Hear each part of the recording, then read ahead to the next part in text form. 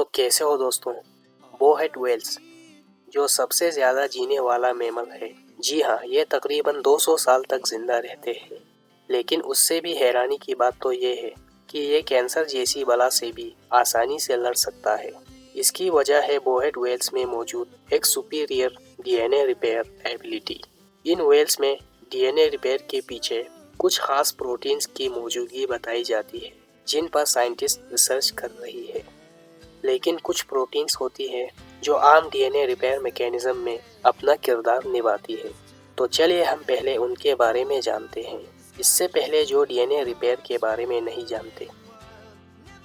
D N A repair living organisms میں ایک fundamental اور اہم پروسیس ہے جو ڈی این اے کی سالمیت اور سٹیبلٹی کو برقرار رکھنے میں مدد کرتا ہے۔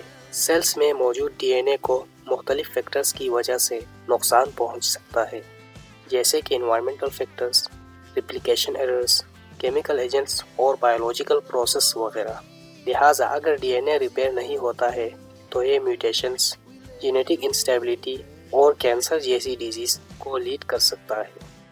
پروٹین P53 پروٹین جینوم کا ایک ویل نون گارڈین ہے اور یہ ڈی این اے کی مرمت سمیت مختلف سیلولر پروسیس میں شامل ہے۔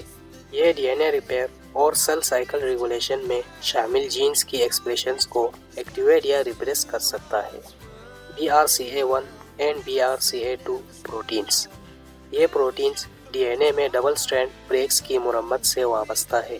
ان جینز میں میوٹیشن انسانوں میں بریسٹ اور اوورین کینسر کے بڑھتے ہوئے خطرے سے منسلک ہے۔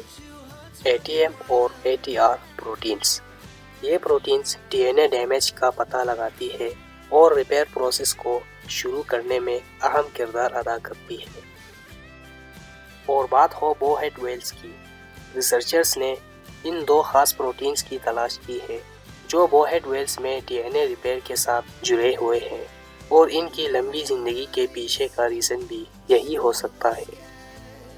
بوہیٹ ویلز میں پروٹینز اور D N A repair mechanism کو سمجھنے سے انسانوں کے لیے ہیلتھ اور میڈیکل ریسرچ میں ایک ویلیویبل انسائٹ فراہم کرتا ہے، جس سے ہم ان کی لمبی زندگی کا راز بھی جان پائیں گے اور کینسر جیسی ڈیزیز کے ڈائگنوسس اور ٹریٹمنٹ میں بھی ہمارے لیے ہیلپ فل ہو سکتا ہے۔